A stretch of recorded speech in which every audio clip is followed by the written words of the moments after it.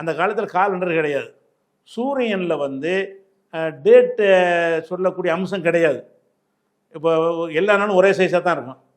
சந்திரனில் வந்து சைஸு கூடுதல. சந்திரன் 1வது சந்திரன் 2வது சந்திரன் சொல்ல முடியும்.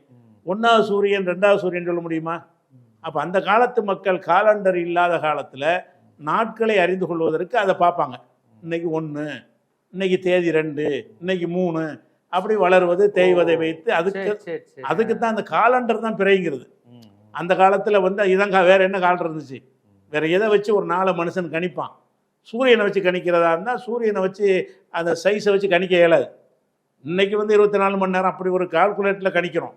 அந்த பொருளை சூரியனை பார்த்த உடனே எத்தனாவது நாள் சூரியன் உங்களுக்கு சொல்ல இயலுமா? இந்த சூரியன் வந்து 12வது நாள் சூரியன் சொல்ல இயலுமா? சொல்ல இயலாது. எல்லா நாளும் ஒரே மாதிரி தான் இருக்கும். அப்போ எல்லா நாளும் ஒரே மாதிரி இருப்பதை நம்ம காலண்டருக்கு யூஸ் பண்ணால் மக்களுக்கு யூஸ் ஆகாது.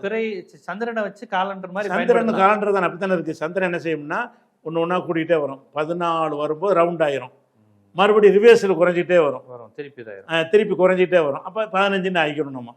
அப்போ கூடுவதும் வளர்பிறை தேய்பிறைங்கிறான்ல, வளர்பிறை ஒரு 14, தேய்பிறை ஒரு 14 வரும். இது வந்து ஒரு நம்பரு கணிப்பதற்கு ஏற்றவாறு அமைக்கப்பட்டிருக்குது. அதனால முஸ்லீம்கள் என்ன செய்கிறாங்கன்னா அந்த காலண்டருக்கு பயன்படுத்தினாங்க.